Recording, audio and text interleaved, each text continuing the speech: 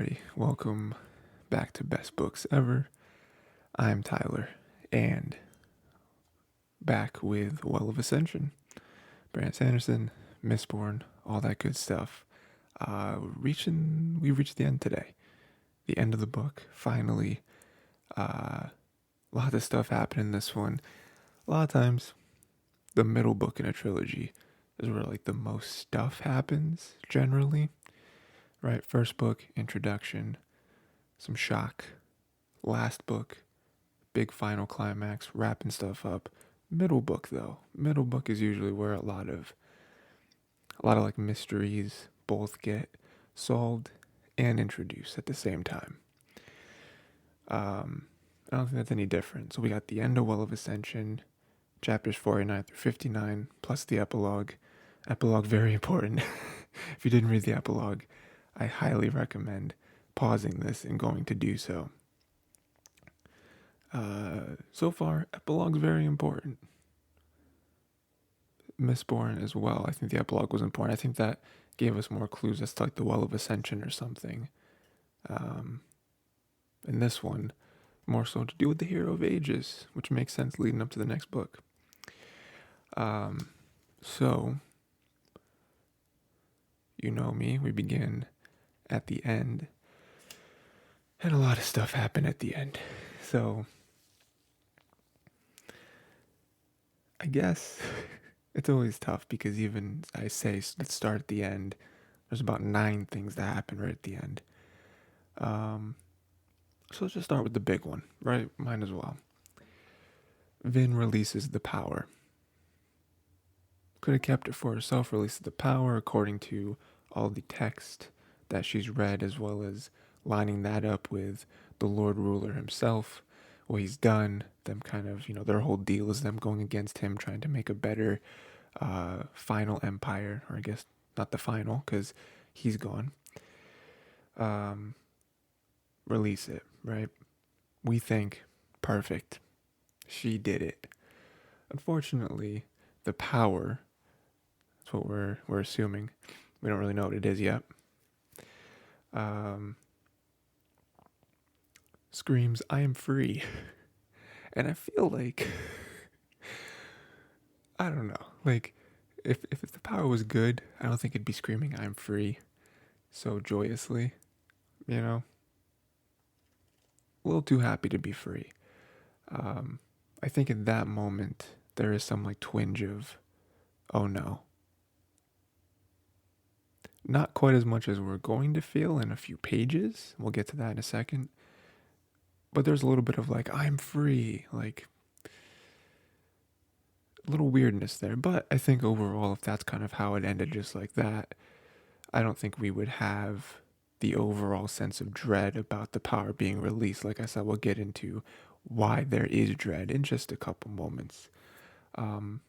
Most of the dread in that moment is coming from Elend, where, and also I think Vin in general, where Vin, she sees that if she were to be able to keep the power, she could have helped a lot of people, obviously more directly helped Elend and made him survive because he got cut by the spirit. We'll talk about that as well in a second. As well as people, she says, oh, I could stop the ash mounts. I could feed millions with a wave of my hand. Although the reason why, another reason why I think she was hesitant to do that is because she could feel that it was very much like allomancy, where allomancy is limited. And it seems like the pool or the well was also limited, where she could do anything she wanted to, but only for a brief moment. Which I feel like makes sense because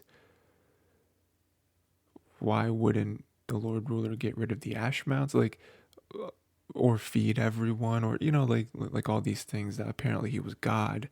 But why couldn't he do all these other things to help people, or even help himself? I mean, again, if he was God, Vin shouldn't have been able to kill him.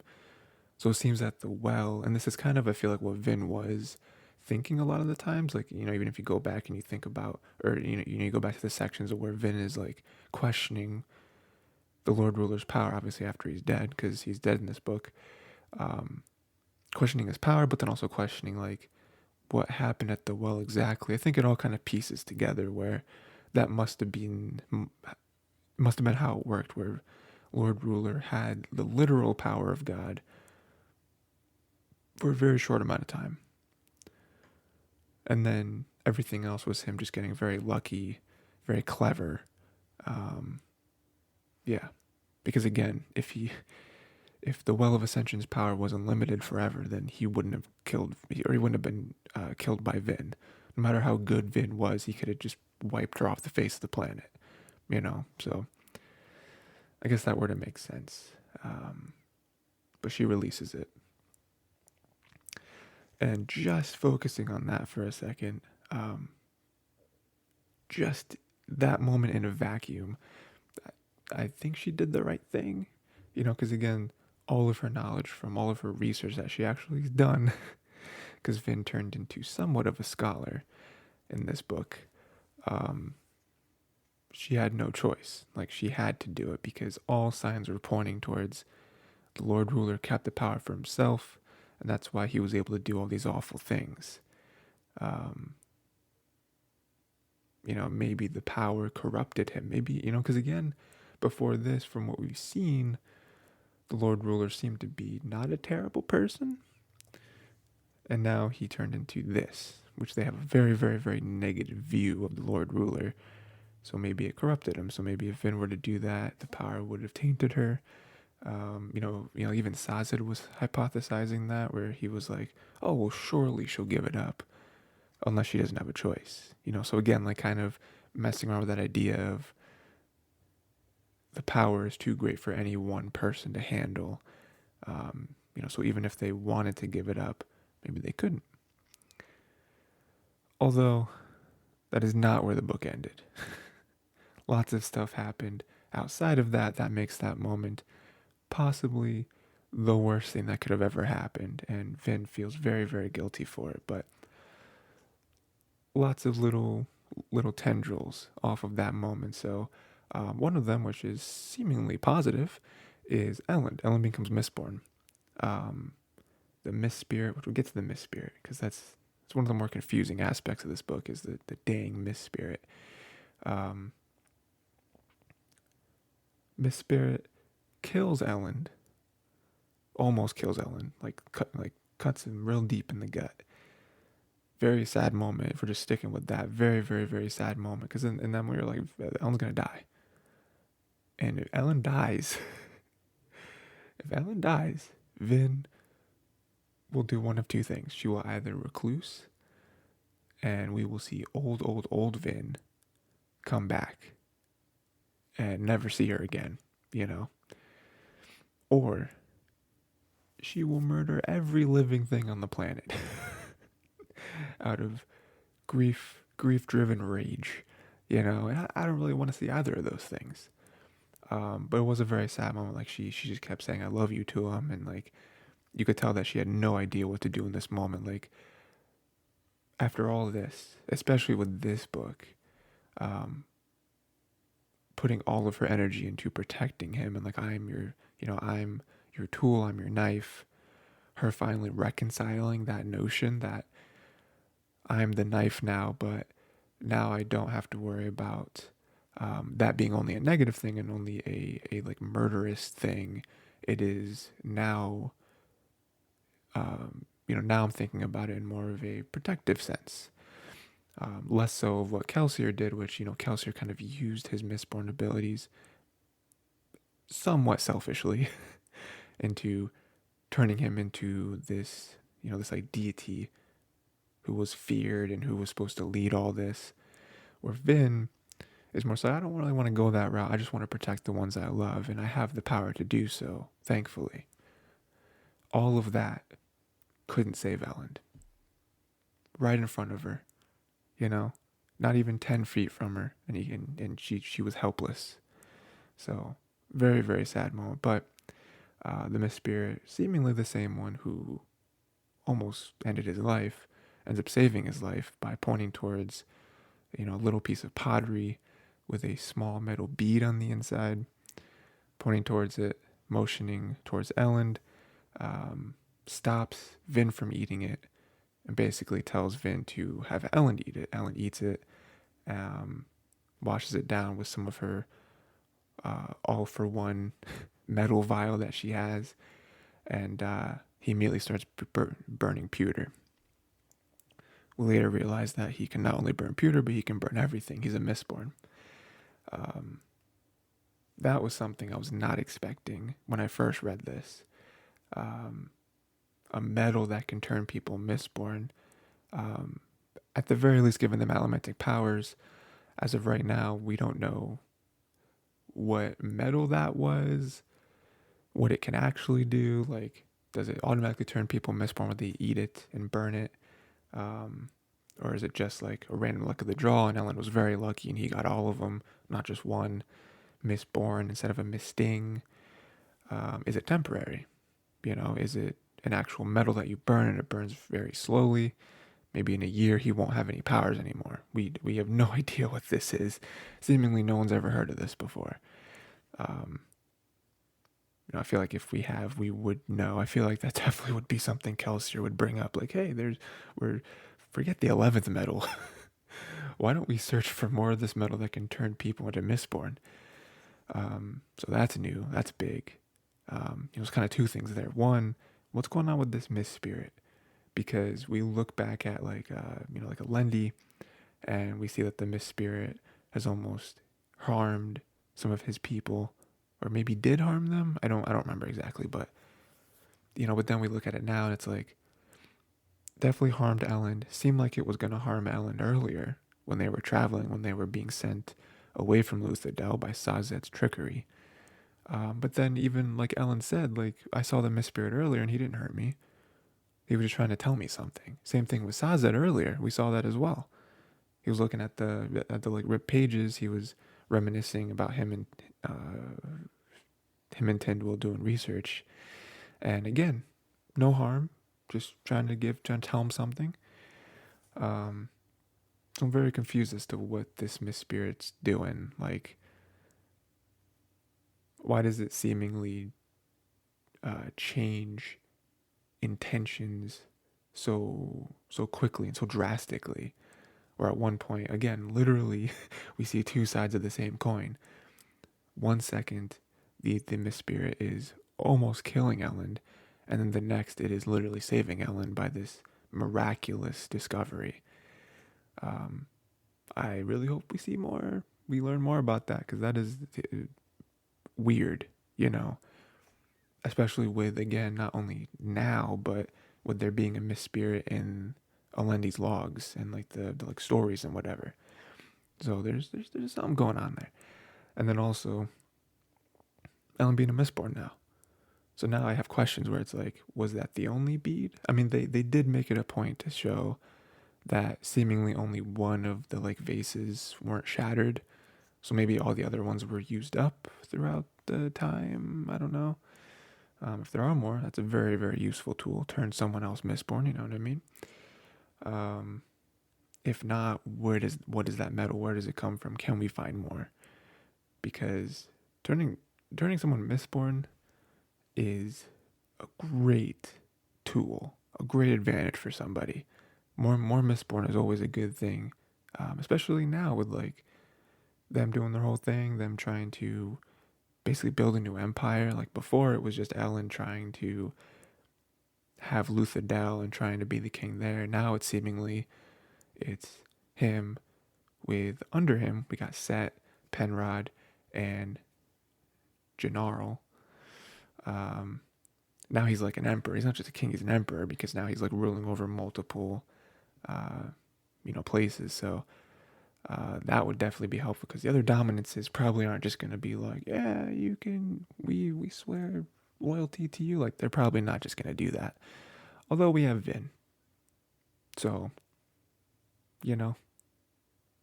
killed the Lord Ruler, released the Deepness. Yeah, I did both. Oh man, I love and this doesn't have anything or anything, but I love the moments.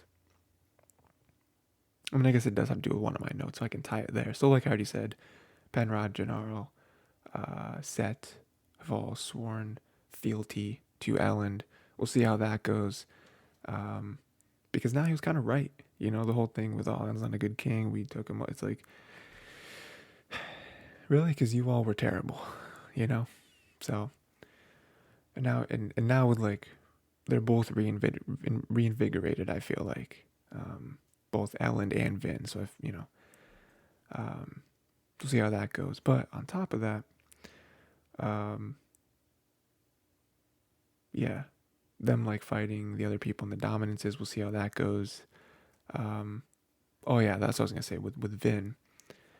Vin just like showing out in front of them, like her coming out. Well, we'll talk about the Kolos in a second, but her coming out first off, destroying Straff.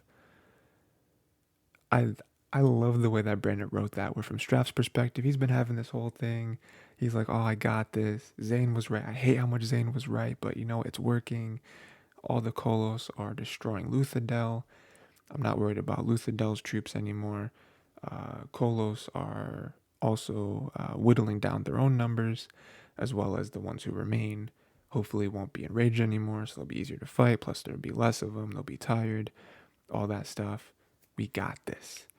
And then for like the morning of the attack, him to look up and be like, "Oh well, no." But before that, we see reports that that there's like a like human army kind of coming towards them or whatever, and some confusion there. Kolos, whatever. But for him to look up and see, is that an arrow? I said, no, it can't be an arrow. Kolos don't use arrows. They don't have bows. They're not archers. Like what is it, like a rock maybe? Oh, it's getting bigger. Oh, it's really big. Oh, it's a human. Oh no, it's Vin. And I love Vin carrying one of the Kolos swords that's bigger than she is. It's like it's such a cool image. Whenever in like stories, like in, you know, books or movies or whatever, when one of the characters has a weapon that's bigger than they are, it's like, oh man, how you carrying that? You must be really strong, or crazy. It's like Berserk. If anyone has read Berserk, or I guess watched Berserk, it's a manga, and no spoilers, but the main character seemingly he carries a sword, a really big sword, and it seemingly gets bigger as the um, story goes on. But it does get to a point where it's like the main character himself, very large human, you know, pretty big in stature, and his sword is even bigger than he is, and it's like, how does he do it? So it's kind of a similar effect there. Yeah. So, but yeah, just like huge jump, strikes him down. One thing cleaves like the horse in half that he's sitting on, and then just like throws her weight around. Jannarl's there. Set comes, Penrod comes, and he's just like, and she's just like, all right, everyone kneel and swear your loyalty to Elend, and they all do. Like I just love moments like that. Um, Not just in general, but with this book and Vin in particular, because I think people forget. Like every time she does something, especially when people question her, I'm just like, dude, I killed the Lord Ruler. Like I literally killed who you thought was God, who everyone for like 1,000 years thought was God. I killed him. How are you quite how do you guys think you can beat me? You know? I've done so many things that you guys couldn't even dream of doing. Not even set aside the Lord Ruler thing. Like I am different from not only y'all, but anyone you've ever seen.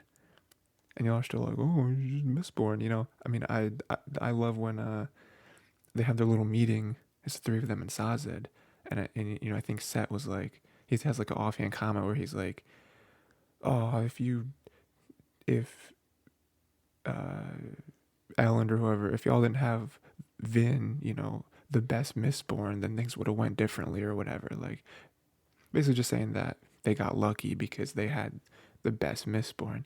And Sazed immediately jumps to her defense, and she's like, and he's like, she's not just the best mistborn. Okay, Vin has done things, you know, again, kind of implying the whole like Lord Ruler thing, and even, you know, done things that Kelsier hasn't done, and kind of shuts him up. But he's right. It's like Vin is not just the best mistborn that we've seen so far. Like she's different. And so I love whenever she's able to prove that. Like she just came back, she pewter dragged, destroyed so many Kolos. Now she's controlling the Kolos, something that only the Lord Ruler has ever seemingly been able to do. Jumped a crazy amount of height, killed Straff in a second. Like, and y'all are still like, oh, I don't know. God. Just think about things for a second. Um, let's see, what else do we have? Maybe we'll go to. Well, we already covered a lot, actually. Yeah, we already covered a lot. Let me mark this. I want to mark some stuff because I'm going to forget what I've already talked about. So yeah, Vin released the power. We talked about that. Elend being a Mistborn, talked about that.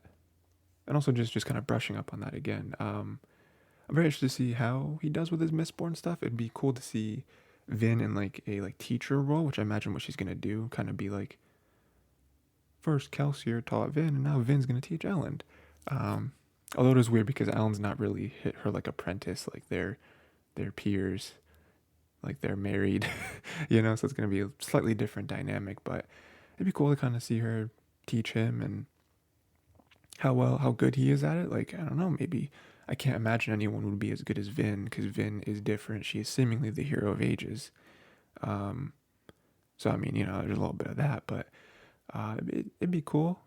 Although, it'd be interesting to see how that changes their dynamic of like, will Vin's old feelings come back? Remember how she was like, oh, what if he doesn't need me anymore? Again, because past Vin was all about usefulness, and now she has to prove that she is useful, because if she's not useful, people won't keep her around. That goes back to her and the whole uh, thieving crew days. So I wonder if those will kind of creep back, or if she's past it. I really hope she's past it, because come on, Vin, like it's just not true, you know. So that'd be cool. Um, we talked about. Oh, no, I guess we didn't talk about that. We did talk about Straff being dead, the spirit stuff, and just to touch upon this again, Vin controlling the Kolos. Um, Interesting.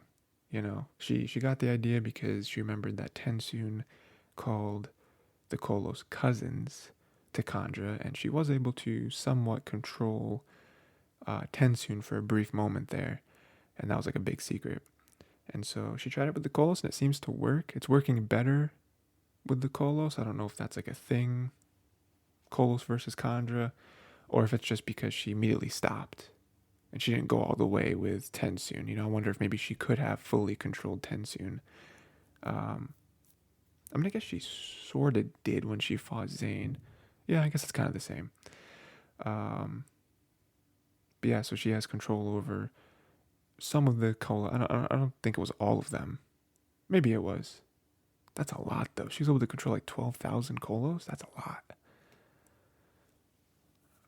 Maybe she was just able to control like a bunch of them, and like the others kind of followed, sort of like a hive mind type situation.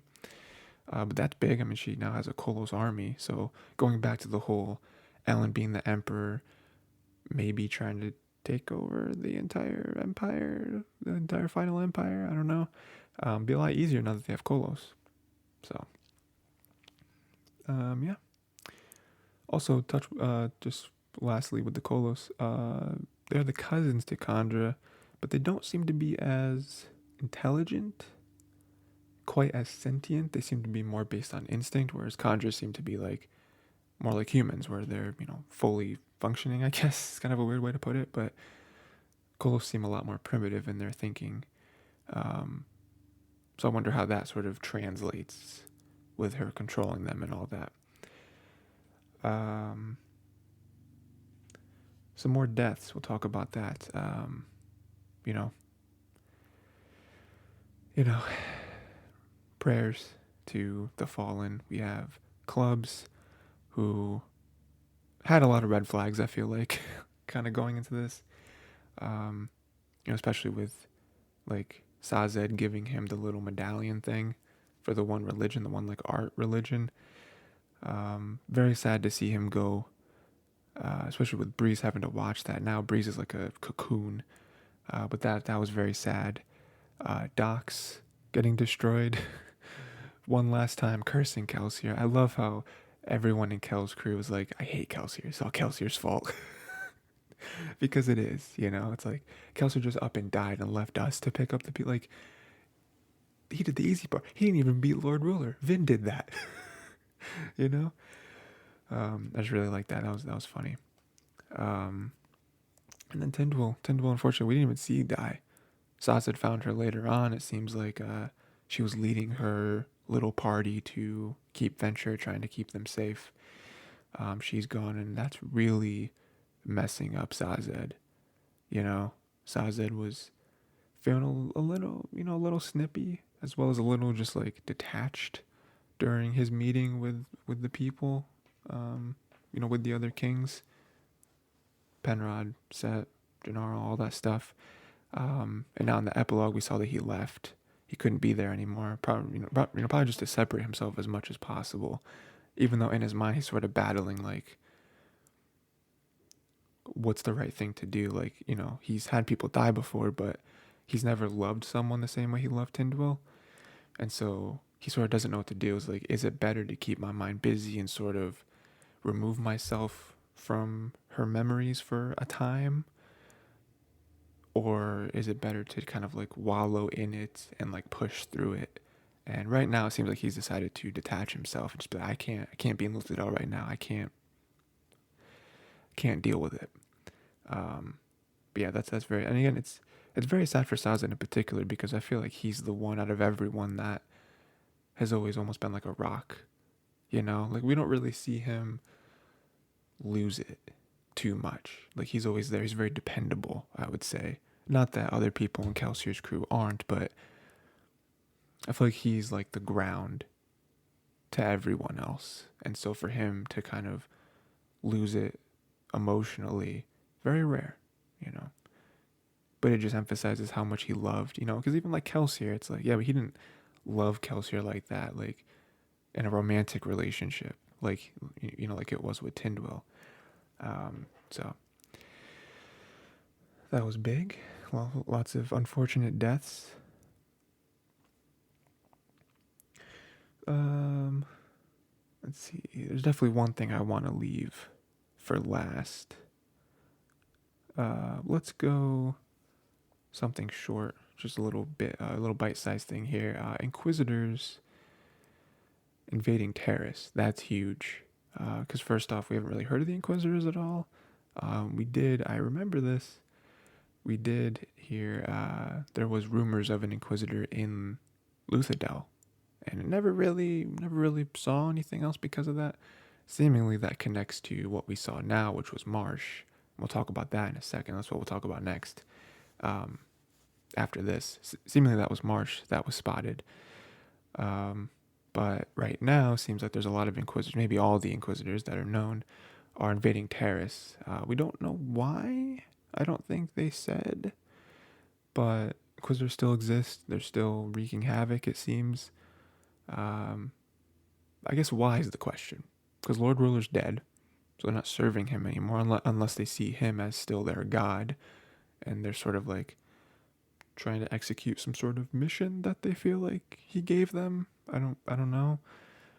Also don't know why Terrace in particular, like, again, like, unless it's just because maybe they blame the Terrace people, they maybe for some reason, I don't know.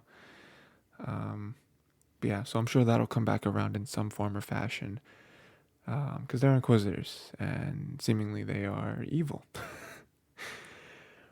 And then kind of moving on from that, like I said, Marsh is back, and he seems to have been tainted by the Inquisitor ship. He goes to try to kill Sazed, doesn't work out. It seems like he at the very least was trying to stop Sazed. From what Sazed can gather, he feels that Marsh was just trying to, at the very least, delay Sazed to keep Sazed from stopping Vin from going into the Well of Ascension.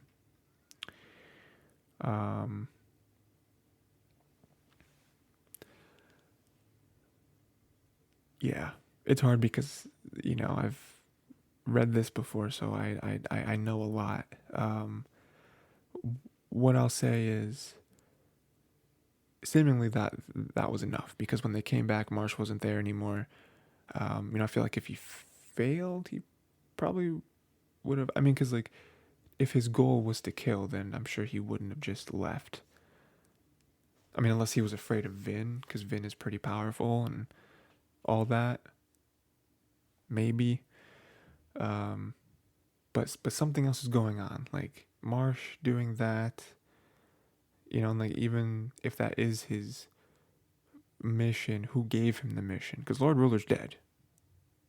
So like who? Unless it was one of the other Inquisitors that took control, but Marsh was the one in control. Wasn't that how that worked out? Was that Marsh was the one that was in control of the Inquisitors? So something else is going on here. Something else is going on. And I think it's important for us to keep an eye on it. And I think that's all I'm allowed to say, because I don't want to accidentally give anything away there. But yeah, that was big. And also just to see Marsh again, like he's still alive. And again, the last time we saw him, he was helping Sazed, it seems. He was like, oh, there's something important we got to do. And now next time we see him, he's trying to kill Sazed, so crazy stuff there. And then the thing I wanted to keep for last, because I feel like it kind of leads into, I mean, that is literally the epilogue I'm about to discuss. Epilogue. Sazed goes back to the conventicle, whatever that place is called, when where he and Marsh first went, and they saw the etching from Quan. He went back there to confirm some theories that he in which did indeed confirm that the writing on the metal sheet was in fact different than what was written down from his rubbing. Confirming that what the first sentence of it says he should have paid more attention to, which was Quan saying that he's writing this in metal because he doesn't trust anything that's not etched into metal, basically. To obviously summarize, you've read it out already, but just to summarize it to get to my point, saying that some power, which we are assuming is the power that Vin released, is changing the prophecy, or was changing the prophecy to better and almost exactly fit Elendi, seeming that the power wanted Elendi in particular to be the hero of ages. This power is able to alter written word. Also, crazily, and I actually forgot about this, it's able to alter information in metal mines. Because here's what I'll say. Now that we finished it, I can sort of talk about what I was thinking about prior with my future knowledge. When I was reading this, I obviously didn't say it because we didn't know about it until now. But before, this whole book, stuff has been changing, right? And I didn't, I couldn't say what was happening, but now I can. With, the power changing stuff, I was like, oh yeah, I did remember that their like writings were able to get changed, were able to get altered, and that's kind of what was happening. That was what was connected to the like ripped pieces that that one sentence, tricking them, ripping it off to make it seem like something doesn't want that, when in fact they're like throwing a red herring at you, where it's like, oh no, we don't want that, we don't want him to take the power for himself. But I was thinking, I was like, it doesn't make sense, because I remember that power is able to alter words, but Sazed is recalling it from his metal mind. Like, shouldn't that be? And then this right here confirms what didn't make sense to me, which was, oh, it can change metal minds too. Completely forgot about that. So that's why deep down I was confused. I was like, but how is that going against what Sazed is saying? Because he's reaching into his metal mind and perfectly recalling what the etching said. He wasn't. That's why, because he couldn't. So that's crazy. That seemingly the only way for you to accurately record something in perpetuity is to etch it into metal, because for some reason it can't change. Again, it makes sense. It's, metal sort of is the like core of this entire planet, it seems. So, you know, all the most important things come from metal, allomancy, uh, ferrochemy, all that stuff. Um, but yeah, more so than that. So like, yeah, so that's kind of what happened with this, is that um, tricked Vin into releasing the power. Um, it's tough. It's tough. So like that, so, so it seems like, and even Sazed said, and I think Elend sort of thought about it too before this happened, where it's like there's something bigger going on here that we cannot comprehend. And I think that's confirmed by the end of this book as well as the epilogue, where it's like like that power, seemingly the deepness, right? Because that's probably what we're assuming is the deepness, um, has powers and reach further than we anticipated. And now we have to deal with it. Like, oh man, they talked about like history repeating itself. It's like it certainly is. So now they're gonna go back into those logbooks and read about all the ways that the deepness was messing stuff up, and how they're gonna have to find a way to take care of it. Because not really sure how. Again, it's possible. Because if you remember, Lord Ruler defeated the deepness, so it's possible. So I'm assuming that's probably what again, no future spoilers. Assuming that's probably what they're gonna do, right? Is try to do more research and try to. Also, although I just don't know where else they're gonna look. Like they've looked through everything regarding the deepness that they have. Like, what's gonna happen? They're gonna find some random book somewhere that's like, here's the real. They're gonna look through Credit Shaw and find like, Lord Ruler's like secret filing cabinet. That's like, okay, here, if this ever happens, here's how to step by step defeat the deepness. Like, no. I highly doubt that something like that's gonna happen. So maybe it will. Maybe he'll have some record. Maybe he'll have some like, in case of fire, break glass type thing, right? Seems convenient, but hey, so is a little bead of metal making someone mistborn. So, but yeah, it's tough. It's tough. So yeah, that's basically the end of the book. It's all the important stuff. We're leading right into the Hero of Ages, last book. Yeah, I'd love to hear what you all think is going to happen. Because there's a lot of dread, I think. Last book, Mistborn, didn't end with a whole lot of dread. I think there was some mystery because the Lord Ruler obviously saying the thing of like, you doomed, you don't know what I do, what I've been doing for this planet, whatever, right? But it's whatever, he's dying. He's just gonna say whatever, Mostly happy, right? We beat the Lord Ruler. We got this. Sad that Kelsier died, but we have a plan. We're gonna keep going with it. He left us details. With all our roles, we're gonna do it. This one's like some major dread where it's like, I believe